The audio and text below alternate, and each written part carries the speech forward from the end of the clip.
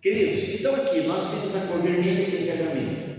Semana passada nós lemos o texto de Filipenses, capítulo 2, que fala do esvaziamento, que Deus não usou para ser igual a Deus, foi por forma de servo e encarnou, ou seja, o menino da manjedoura é o Deus encarnado, e o Deus encarnado significa então essa condição que nos levou, esse comprometimento de Deus com os homens que Ele criou, em enviar o seu próprio Filho para poder morrer na cruz por nós, nascer e morrer na cruz do Calvário.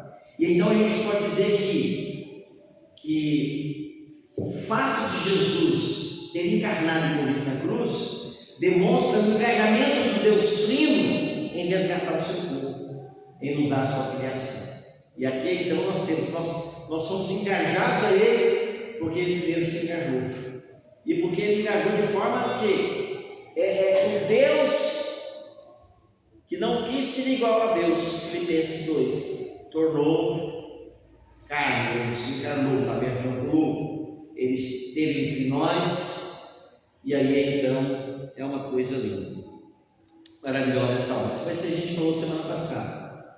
Hoje no texto que nós lemos no início do culto, é um outro texto que mostra esse sentido de engajamento, que é quando Jesus está prestes a ser entregue e beijado por Judas e morrer na morte de cruz. Ele reúne seus discípulos e faz a cerimônia do lava-pés. Ele tira sua vestimenta de cima, pega uma toalha e começa a lavar os pés uns dos outros. Esse rito do lava-pés é um rito que algumas igrejas fazem. A Adventista, por exemplo, faz o rito do lava-pés. É toda ceia que faz ou não? É toda ceia que faz o rito do lava-pés, né? Toda Santa Ceia deve ter um rito do lava-pés lá. Mas tem gente que faz, eventualmente faz o lava-pés ou ensina. E o que significa esse rito de lava-pés? Ou essa estrutura que lemos no início do texto? É que Jesus tira a sua capa de cima. Ele já era mesmo, ele era Deus, então como Jesus encarnado, que era o Deus encarnado, ele era profeta, rei e sacerdote.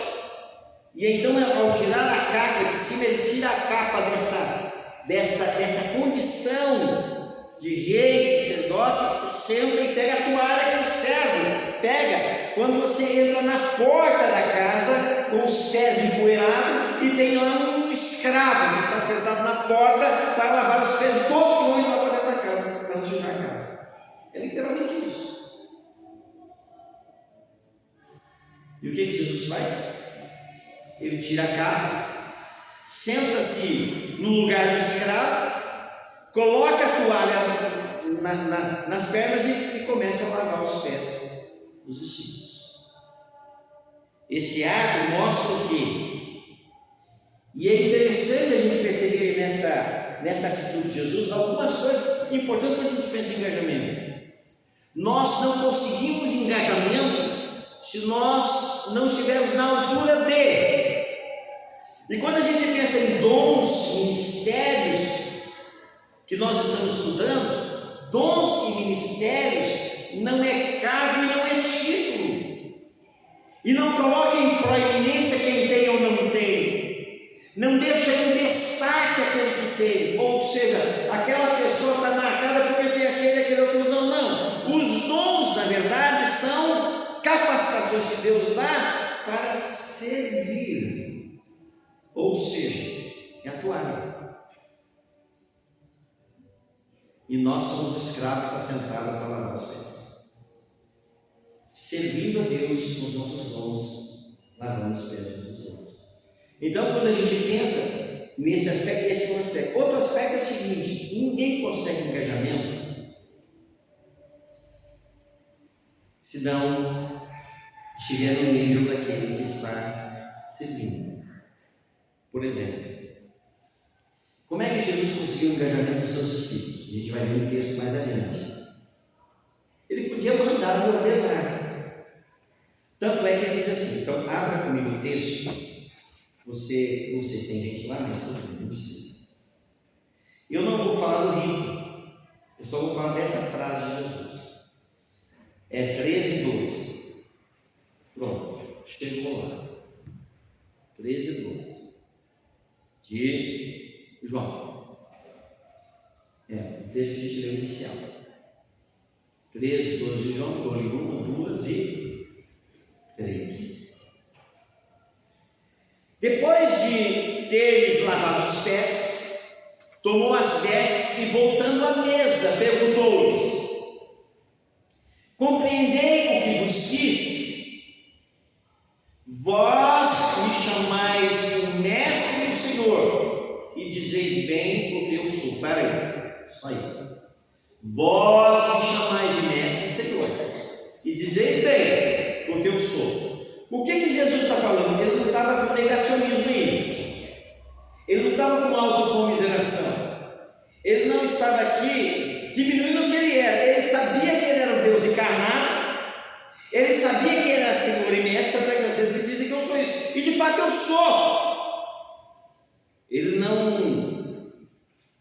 se desqualifica, mas ele não deixa de demonstrar a eles que aquele que estava dentro dele era o enviado de Deus, que era um Deus encarnado e que estava no meio deles naquele momento. De fato, vocês me chamam de mestre e Senhor, dizeis bem porque eu de fato sou. Próximo verso 14.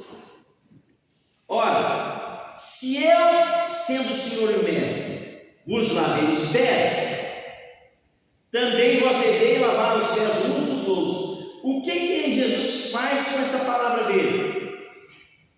Ele iguala-se aos seus servos para demonstrar que o serviço que se deve dar uns aos outros deve ter uma linguagem corrente. E é muito interessante a gente perceber isso tanto em liderança, também como na nossa vida de uma forma geral. Se nós queremos engajamento dos outros, nós devemos estar na mesma disposição do serviço. Ou seja, você pode ter título, mas não é o título que te faz você servo, é o serviço. E no serviço você ganha aqueles que estão servindo. Vou repetir. Você pode até ter título, ser senhor ou mestre ou líder, ou ter uma nomenclatura, mas não é isso que faz com que as pessoas tenham engajamento contigo. O que faz com que as pessoas tenham engajamento contigo é o fato de que na medida que você serve, você está servindo aqueles que também servem. E é isso que Jesus fez. É isso que Jesus fez. E aí vocês podem ter vários desdobramentos que nós podemos tentar pegar para poder desenvolver esse princípio que Jesus traz ao nosso coração, nos dando essa capacidade de compreender que o engajamento se dá na medida que eu entrego. O engajamento se dá na medida em que eu reconheço que aquele que é Senhor fez servo e me tornou servo, e todos nós estamos para servir uns aos outros. Foi difícil? Não, temo que não. Então, quando você pensar o seguinte: pastor, como é que eu consigo ter engajamento naquilo? Então, na cor vermelha é: por que eu tenho engajamento? Por que eu sou um crente voluntário? Eu não gosto de falar voluntário, mas por que eu sou um crente que sou engajado? É porque eu reconheço tanto que Jesus se fez com um de nós e nos serviu, que eu sou rendido a servir. Eu sou constrangido a servir. Eu sou levado. E é isso que eu disse: também vós deveis lavar os pés outros. Se eu sou Senhor e Mestre. Às vezes nós temos uma diferenciação no tempo. É isso. Eu estou, por questão prática e técnica, eu estou falando mais aqui junto com vocês na mesa, né?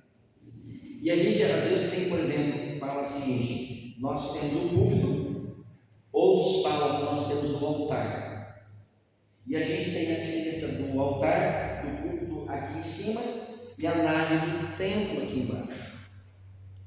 Essa questão, se nós entendermos essa diferença que existe entre a base do chão e aqui em cima no altar, somente por uma questão estratégica de visualização das pessoas, de comunicação, de entendimento, ou de uma melhor organização do nosso tempo, culto, ou em qualquer coisa que for, por exemplo, você vê um espetáculo, ou qualquer coisa que você vê, um lugar mais alto que outro lugar, perfeito, não há nenhum problema. Mas quando nós somos levados a entender que o fato do templo ter esse lugar mais alto é porque aquele que está aqui em cima é mais santo do que o que está ali embaixo, perdeu a razão. E aí o que Jesus faz? Se nós tivermos lá naquela época, não tinha disposição de templo como aqui. O templo era um lugar onde as pessoas sentavam no lugar da mesa, sentavam ao chão mesmo e comiam. Mas se Jesus entrasse aqui e encontrasse uma disposição de templo desse jeito, o que ele faria? Se Jesus viesse para esse momento aqui e fizesse isso, o que ele faria? Para tentar nos mostrar engajamento. Ele, se tivesse colocado toda a pompa para todos os 12 ficarem sentados, e Jesus estivesse ao centro, e ele, na medida que estivesse ministrando, tivesse mais gente aqui, visitantes, o que ele faria? Ele levantaria daquele lugar que a cadeira é melhor, maiorzinha assim, que nem essa aqui, sairia daquela posição, tirava a veste e ia para baixo. Por quê? Porque aqui embaixo está o povo que eu quero ser. Aqui está a minha comunicação mais direta. Aqui está a minha linha de comunicação, ou seja, aqui está o meu serviço. Aqui que estão os pés sujos para lavar, no sentido de que é aqui que está o meu serviço de prestar aos outros, aos nossos ministérios, etc. E aí você fala, olha, tirei a minha condição. Eu estava hipnotizado, encarnei. Agora então eu tiro a minha veste, que me dá essa condição de vestimenta que me dá autoridade, porque só as pessoas vendo essa veste percebem que eu sou alguém como ver. Eu tiro as minhas vestes, desço do altar, sento no meio do povo, e agora começa a lavar os pés dos discípulos. Da mesma forma, cada um de vocês faça a mesma coisa. Amém? E é isso que o texto nos propõe. Se eu sou Senhor e Mestre, vocês devem servir. Então, a cor vermelha, ela invoca engajamento. Esse engajamento nos conduz. O preço que foi pago para ser certo, Jesus morreu na cruz, irmãos, eu sei. O seu sangue me libertou, me deu condição de servir. Então, muitas vezes, na semana passada, viu apóstolos, etc, né? Às vezes as pessoas querem usar o título para poder fazer uma diferença. Não, nós somos todos iguais. Não tem diferença entre pastor e mestre, doutor, não tem. Somos farinha do mesmo saco. Alguns são usados por Deus em ministérios bons diferentes. Mas cada vez mais que eu me torno servo e faço serviço, mais eu deixo meu título cair e estou com a toalha nas pernas para lavar os pés. É o evangelho difícil, porque nós estamos na contramão. Por que na contramão? Porque o mundo quer dar título, o mundo quer dar estado, o mundo quer dar uma estola diferente, quer dar uma vestimenta diferente, o mundo quer empoderar. E Jesus está dizendo: no meu reino, quem mais tenta se empoderar é o que menos vai ser visto, e o que mais serve é o que será mais percebido. Nós estamos na contramão.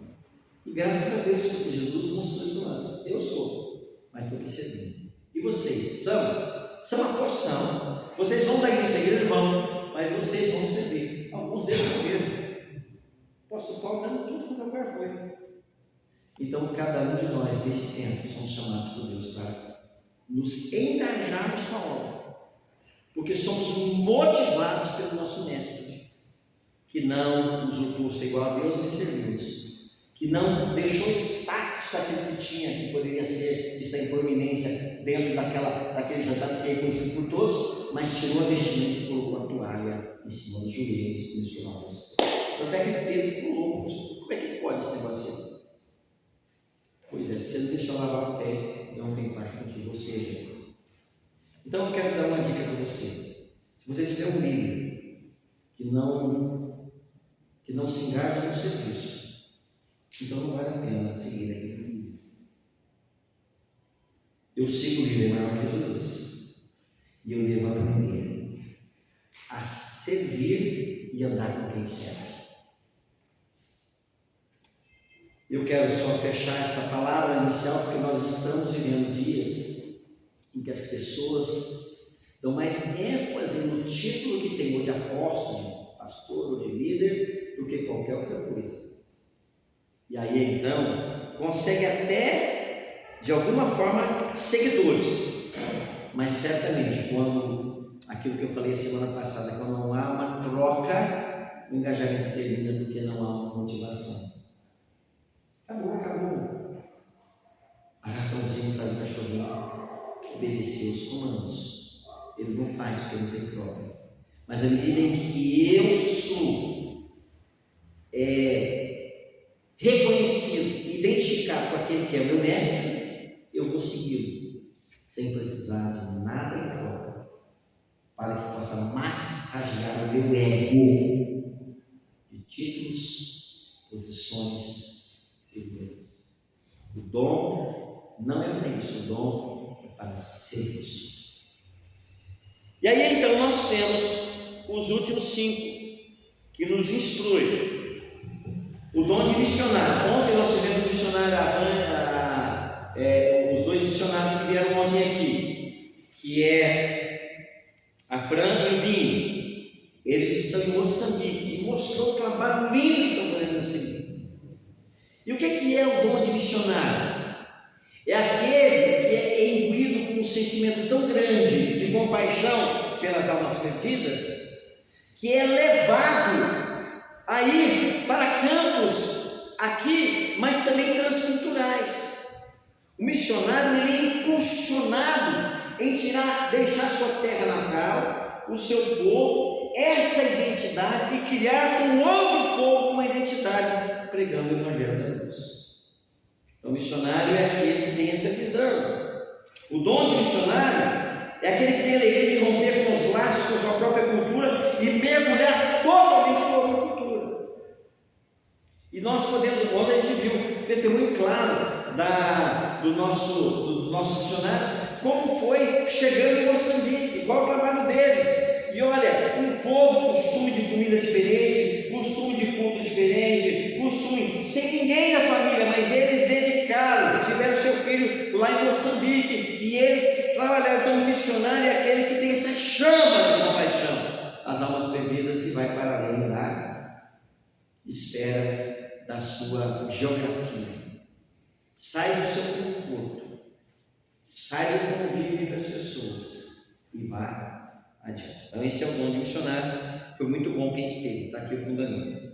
O dom de serviço. Esse dom de serviço, que a gente fala, toda vez que fala serviço. Serviço é esse tipo que eu falei para vocês, de ser pessoa que ajuda sim e que lava os pés uns dos outros. O dom de serviço é direcionado principalmente a grupos ou instituições que percebem coisas práticas, aconselhamento e a graça de exortar. Ou seja, você é a pessoa usada por encorajar, por lavar pés. É a capacidade que a gente tem de deixar a pessoa mais confortável para viver no ambiente. Tem pessoas que têm essa graça. E é diferente do aconselhamento, mas é a graça de encorajar, de ajudar, de estar pronto, de servir. Eu falei, né? Aqui, muitas vezes nós temos dificuldade, nós temos muita facilidade de querer ser servido, e a gente fala isso de muitas formas, né? De uma forma geral, nós queremos, né? Puxa vida, não chegou isso aqui, não veio isso aqui, mas nós às vezes não temos essa disposição de servir, e muitas vezes, por exemplo, Você sabe que às vezes tem situações que é difícil chegar na pessoa do pastor. E aí a gente sabe que nós podemos ser usados por Deus para encorajar alguém que está desanimado, e a gente vê isso aqui, pode ser usado por Deus e tem esse dom e espera que aquilo chegue lá no pastor para que ele possa fazer. Às vezes pode ser tarde, às vezes não deu tempo. Por quê? Se você estiver fazendo isso com uma pessoa que você ama dentro da igreja, você está fazendo com o pastor, porque o pastor está te servindo com oração, com a palavra, e você vai servir o outro com encorajamento. Então, quando você estiver fazendo encorajamento, eu nem preciso saber, só o fato de você estar fazendo isso, você está cooperando com o reino, com a igreja e com o trabalho pastoral. Ainda que eu não saiba, Deus sabe, mas você está usando o seu dom, o seu ministério no encorajamento. Então, o serviço é aquele que é capaz de colocar as suas habilidades, a sua capacidade de influenciar, a sua capacidade de encorajar, a sua capacidade de ajudar o outro naquilo que ele necessita naquele momento. Lavar os pés, o escravo ficava lá, tá mais um que eu lavei o pé aí, ó senhor, eu lavei o pé. Não, eu só lavava o pé para eu entrar. Estava lá sentado, o camarada colocava lá seu camelo, sua mula, não sei o que tinha lá, e ele com os pés todos cheios, tirava a sandália, que não podia entrar com sandália para dentro de casa, que nem na pandemia, que não podia entrar com sandália dentro de casa.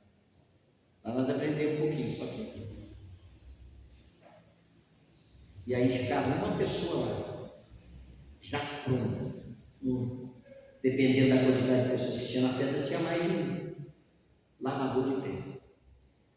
E o que Deus está querendo de nós? Lavador de pé. Eu não preciso ficar lá destacando, não, pastor, eu fiz isso aqui, você viu? Você nem viu o que eu fiz. Não precisa. Por que eu não preciso? Porque nós não precisamos de reconhecimento humano. Nós precisamos de reconhecimento de Deus. Ele disse, assim como eu fiz, vocês façam também. Servindo um ao outro, lavando os pés do outro. Então, o dom do serviço é a capacidade que se tem de fazer essa questão de asepsia, saneamento, moderação dos ânimos. O negócio está pegando fogo ali, você vai apagar o fogo. E não precisa. Tem gente que, em vez de apagar o fogo, joga álcool e gasolina. Está lotado, né? Mas aqui não. Mas tem gente que é mestre em andar com álcool e gasolina. O negócio começou com a esquinha. Opa! Vou pôr mais pimenta no negócio. E Deus está chamando você para trazer água, para apagar o fogo e ajudar o serviço. Tem gente que precisa se converter nessa área. Que muitas vezes, por falta de sabedoria, do dom verde, e por falta de engajamento, ele, em vez de ajuntar, espalha. E esse dom de serviço é o que nos faz ajuntar, é o que nos faz trazer essa essência. Perfeito. Tudo bem aqui? Posso caminhar? Posso ir? Ficou tranquilo? Entendido? Você que está em casa, tranquilo? Então você que serve a Jesus, você que tem o seu nome escrito no livro da vida, você foi chamado para ser servo, para poder lavar os pés. Pegue a sua toalha e comece a tirar a sujeira dos pés em silêncio. Terceiro dom dessa área, pastoral. Esse é um dom que eu tenho. É de fato, né? Porque quem tem ministério tem dom pastoral. Mas você sabe que nem todo pastor tem dom pastoral. Por quê? Porque o dom pastoral é o dom de apacentar. Você sabe o que é apacentar ovelhas? Apacentar ovelhas é a capacidade de reunir as ovelhas em um só redil, em segurança. Aquele hino das 99 e o Salmo 23. O apacentador, o ministério pastoral, é aquele que é capaz de reunir as ovelhas, o grupo de cristãos do dando lugar, para poder manter essa relação na igreja. Vocês podem dizer o seguinte: puxa vida, eu até tenho para mim o seguinte: uma igreja local, reunião de cristão, que tenha mais de 250 pessoas reunidas, precisa de múltiplos pastores com dom pastoral, porque não consegue. Um pastor, para apacentar, dedicação exclusiva, se ele tiver 150 membros, 200 membros, se ele é exclusivo, se ele vive só no ministério, se tem uma igreja de 150 pessoas, 200 pessoas, ele tem muito trabalho e às vezes não consegue apacentar todas as pessoas, todas as ovelhas. Porque apacentar é você perceber a característica de cada ovelha, para onde está caminhando. Vocês lembram, né, aquela ovelha da 99 que surgiu, isso aqui lá, o pastor foi e deixou tudo lindo, fui lá buscar, aquela era perdida. O dom de apacentar não é só para quem tem o título de pastor, porque você pode não ter o ministério ordenado de pastor, mas você pode ser apacentador. Então você pode trabalhar no dom pastoral, apacentando. Então, por exemplo, quando você vai fazer uma visita daquela pessoa que não vem à igreja, mesmo você não tendo título de pastor, mesmo que você tenha, não, meu irmão, nossa, você está fazendo falta, o que está acontecendo? E você traz a notícia, e a gente vai orando, e então depois a gente faz outra visita, você está exercendo o dom pastoral sem ter o título de pastor. Assim como tem pessoas que têm um título de pastor e não é apacentador, também tem aquele que é apacentador e não tem título de pastor. Então o dom difere do título, o serviço. Então, às vezes tem gente que tem esse chamado mesmo, essa graça de ministrar as pessoas para poder estar dentro do mesmo redil. Apacentar dá trabalho, porque apacentar significa o quê? Pegar a ovelha, tirar os carrapichos. Por exemplo, aquela mosca varejeira, ela pousa no nariz da ovelha. E o que acontece no nariz da ovelha? Tem criança que tem isso também, mas ainda assim, você ainda tem criança em lugar de pouca higiene que bebe, né? E na cabeça da criança e no corpo inteiro tem que tirar aquele bicho que sai. Não sei se ele fica peludo no bicho. E se não tomar cuidado, é um problema sério. Mas a ovelha, a mosca varejeira pousa, normalmente não tem esse líquido aqui do nariz da ovelha, né? E ela pousa aqui e faz uma ferida. E o que acontece? Ou em outros lugares da ovelha também, que começa a criar um derme, começa a criar ferida, começa a criar. E o pastor, muitas vezes, o apacentador tem que fazer o que com a ovelha? Aquele momento, ele tem que pegar aquela ovelha, levar junto ao remédio, colocar a cabeça nela, ela começa a espernear. Ela não sabe o que é para o bem dela, mas ela começa a ficar brava, porque ela não quer ficar com a cabeça ali, mas ela precisa ter remédio no nariz. Passa um tempo, ele cura a ferida, o berne sai o cabeludão lá, e ela está bem, toda pulando, toda saltitante. Mas o pastor teve que perceber. Vocês querem ver uma coisa? Tem ovelha rebelde, que olha, Deus está mandando andar no redil, daqui da Ipedal de Vila Maria, não tem não. Não tem. Mas você sabia o que o pastor tinha que fazer? Naquela época, e como é que ele fazia com que as ovelhas acostumassem de volta com o cheiro das ovelhas?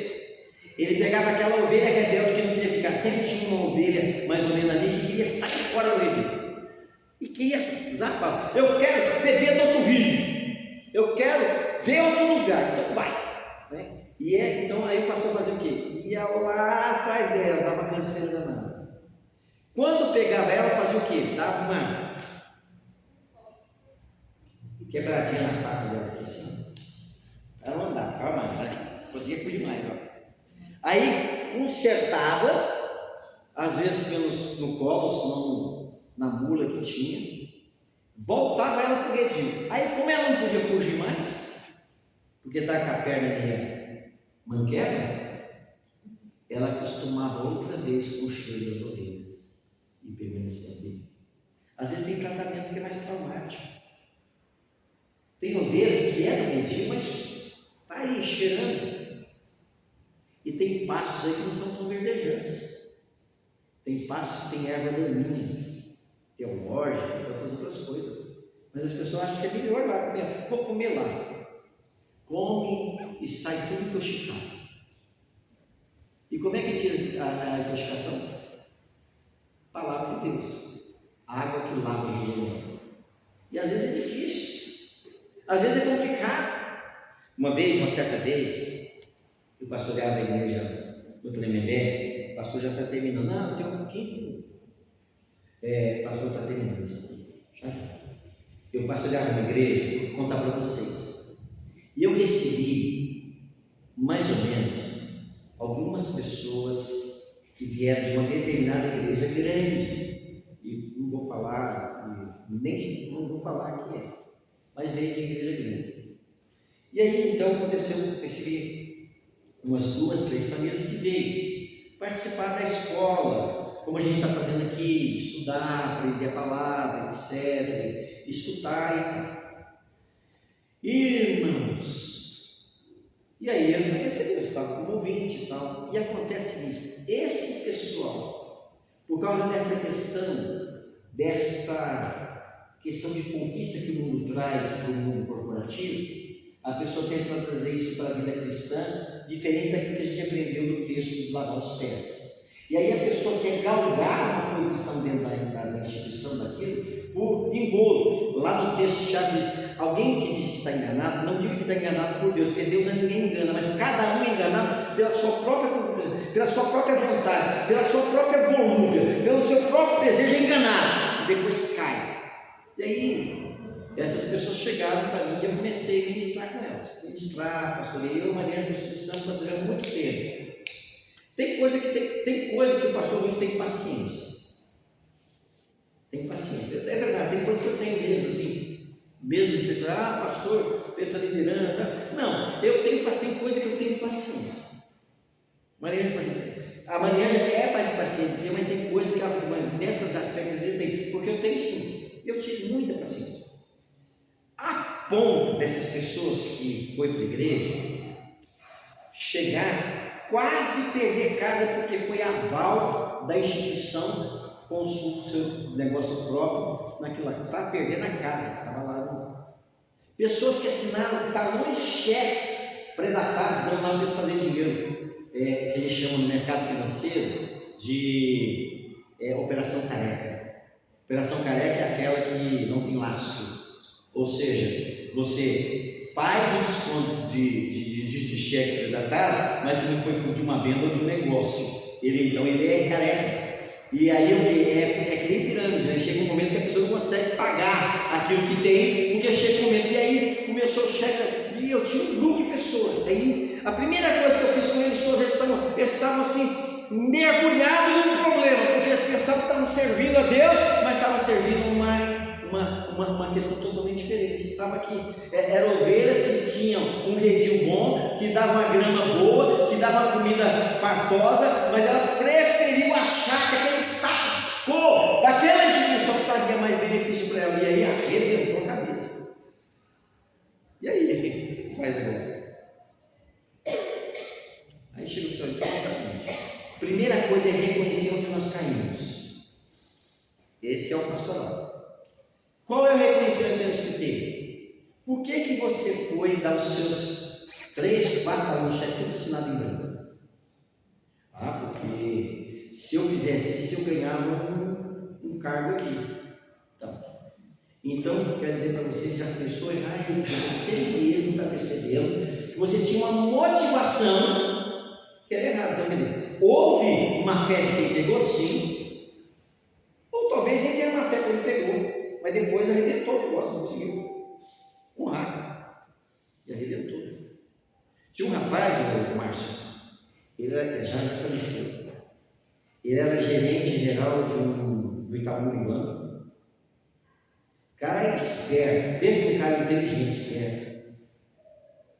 Ele alugou um galpão grandioso, que era um negócio que era fabuloso. Sabe aquele negócio que a pessoa vê assim, ó, aqui, toma aqui tudo. E pegou, deu a casa dele estava incluída, por causa que não pagou o aluguel. E a gente sabe muito bem que o único crédito que você não consegue ter questão da casa própria é fiança de aluguel. A Bíblia, inclusive, diz que você não deve ser fiador de ninguém. Se você for fiador, você tem a disposição de pagar a dívida do que você dá. Eu vou ser seu fiador, mas se você não pagar, eu vou pagar e vou ficar contente com você ainda. Senão você não vai ser fiador de ninguém. Sabe? Às vezes você pergunta, pastor, fulano está querendo que eu dou a minha única casa de confiança. Não dá não, filho. E se você der, você guarda o dinheiro para você pagar a dívida da pessoa. Depois não fica com raiva dele aí. Não fica te tomando raiva. Enfim, eu não estou saindo fora não. Mas essas famílias ficam doidas. E aí então o que eu fiz? Estava cheio de carrapicho, estava aqui na cabeça, aqui. Fui arrancando um a um. Com palavra. Arranca. Dos chefes, conseguiram virar. Deus foi dando graças por você. Resgatar. E tantas outras coisas. Mas não é só a questão material. Material você pode perder. Mas é a questão de te dar. Tem pessoas que saem fora da igreja e vai embora. E então o pastor é aquele que apacenta, é aquele que é capaz de ir atrás da ovelha que está lá arrebentada. Você vem. Eu não sei quantas pessoas passaram por nossa igreja que estão aí até fora do redil, mas precisavam voltar. Dizer, irmão, passou, foi. Deixa agora ser tratado por Deus. Deixa arrancar o bicho que está peludo aí, e para que você possa dar um redil, porque nós estamos passando para a vida. Celibato, esse eu não tenho. Esse é o quarto aqui, é celibato, né? Gente, tem gente que tem. Eu tenho uma amiga minha, Duvalina, que pegou no meu aniversário, missionária Duvalina Bahia. Ela disse que ela tem o dom do celibato, porque ela não casou, está solteira, e não só porque está solteira porque não encontrou alguém, é porque ela é feliz solteira e quer ficar solteira. Esse é o dom do celibato, para servir a Deus, para dedicar. Por quê? Porque o celibato é quando você abre mão de estar compromissado com alguém no casamento e diz que eu quero dedicar minha vida para servir a Deus. Isso que é celibato.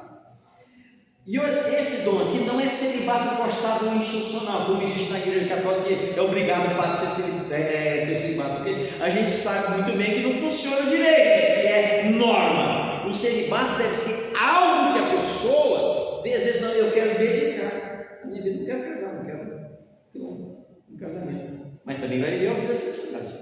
Não é não ter casamento e viver uma vida promíscua, não. Ter o celibato é consagrar a sua vida para Deus. Então, esse dom não tem.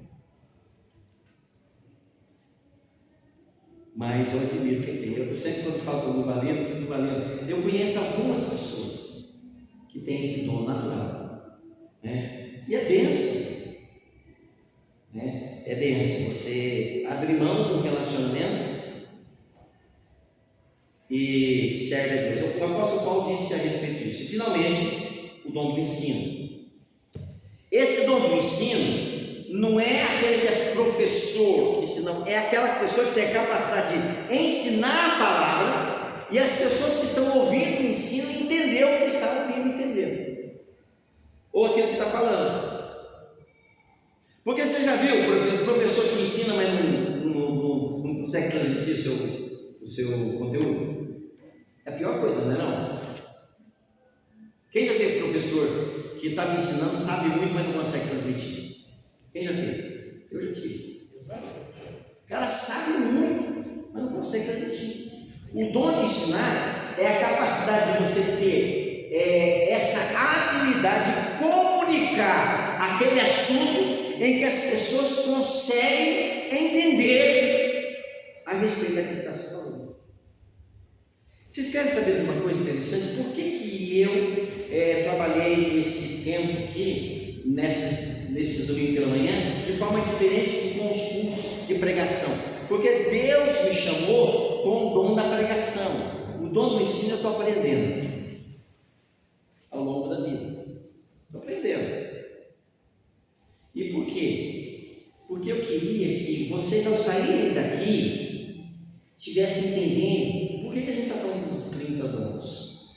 E o que é cada dom? Porque se vocês não entenderem isso, vocês vão para casa e não vão ser incentivados a praticar qualquer um desses dons. Ou seja, então o dom do ensino é a capacidade de ter um conteúdo, a explicação desse conteúdo, e ao final da explicação desse conteúdo, a pessoa conseguir entender o que se explicou. Tem um texto que diz: você está entendendo o que você lê? Ou você está entendendo o que está sendo te ensinado? Se você não está entendendo o que você está sendo ensinado, é duas coisas: ou alguma coisa está faltando na sua percepção, ou você não está sendo bem ensinado. Então, o dom do ensino é a capacidade. Tem gente que tem esse dom de mestre, esse dom de ensino, e é uma bênção quando a gente tem isso. Então, nós podemos ter o dom de ensino nato. Tem pessoas que de forma natural ela é capaz de expor. E tem pessoas que aprendem isso, tem técnicas para isso. Técnicas para ensinar. Começo, meio e fim. Explicar um assunto. Dizer que você entende o que se fala.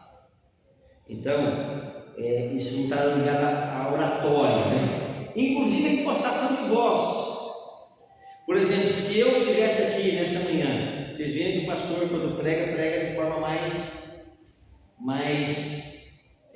calorosa, e às vezes fala tão rápido que às vezes a mente e a palavra vai pulando, e às vezes tem pessoas que falam, mas o ensino ele deve ser pausado e tal. Mas, por exemplo, se eu começasse a falar com vocês, meus irmãos, e começasse a falar num tom baixo, o que ia acontecer? Vocês iam dormir! Você está dormindo? Então, o ensino ele precisa ser claro, conciso e objetivo. O conteúdo precisa ser exposto e as pessoas que estão ouvindo entender o conteúdo. Também o ensino ele tem que alcançar aquele que está sendo receptor. Para alcançar, eu preciso aprender. Eu posso ter conteúdo e até posso saber explicar, mas eu preciso fazer com que minha voz seja o quê? Audível, para que a pessoa possa entender que eu estou falando. Amém? Agora eu vou fazer a pergunta, né? Vocês estão entendendo os dons? Não sei. Se não está, pode levantar a mão. Você que está aí, pode colocar no chat. Porque se você não está entendendo, eu preciso melhorar. Vocês querem ver uma coisa interessante? Deixa eu passar o termino. Tem gente que fala assim lá na família: eu já falei, não entende. Porque você não falou direito. Não comunicou direito. Não ensinou direito. Porque a gente não aprende por osmose. A gente aprende por palavras ditas claras, direcionadoras, capazes de envolver e engajar os ouvintes. Então, às vezes, é muito comum um pai, muitas vezes, dizer: eu já falei, já sabe como eu gosto. Às vezes não sabe. O que você gosta mesmo? Não sei. Às vezes o filho mesmo acha que o pai acha que ele sabe o que ele gosta, não sabe não. Ele precisa escutar em português. Se é português que você fala, ele fala. Por exemplo, vocês sabem que um dos grandes problemas dos bolivianos, da cultura boliviana, aqui está a nossa Francisca aqui, não é isso? Um grande problema da cultura boliviana, está aqui também a Carlita e a Mari. Porque o boliviano, pequenininho, chega aqui, vai para a escola português, chega em casa espanhol. No espanhol corrido, eles têm que assimilar aquilo que aprende na escola e assimilar o que tem lá. E às vezes, por exemplo, eu percebi isso no trato das pessoas. E eu compreendo vocês, inclusive, quando não está entendendo o que eu estou falando. Porque não é fácil mesmo não falar no língua ativa. Mas um dos grandes problemas das crianças, sabe qual que é? A dificuldade que eles têm de ter mais ousadia, mais confiança e tudo, é a falta de argumentação, ou em castelhano, ou em português, de forma que eles entendam o que vocês esperam deles como criança e adolescente. Tudo certo? Entendeu, mãe? É isso. A Carlita está aqui com a mamãe, né? E a gente sabe. É isso aqui. E nós, às vezes, no português, não conseguimos ter paciência. Mas, ao mesmo tempo, vocês querem ver uma coisa muito... E agora, trabalhando aqui essa questão do ensino, né? Por exemplo, vocês querem ver uma coisa muito interessante? A Mariângela e eu atendemos muito... Eu não atendo mais, mas a Mariângela atende muito boliviano, né? E acontece o seguinte, às vezes, eles estão vendo lá as coisas, tendo escolher lá, tendo alguma coisa lá. E nós estamos tentando falar em português e entender o que eles querem para atender de forma melhor eles. E aí eles param entre 2, 3 ou 4 e por querer mesmo, eles começam a falar tudo em castelhano, de forma rápida, porque às vezes a gente consegue entender alguma coisa em castelhano ou espanhol, né? Mas, por exemplo, começa a falar rápido, por quê? Para que a gente não entenda.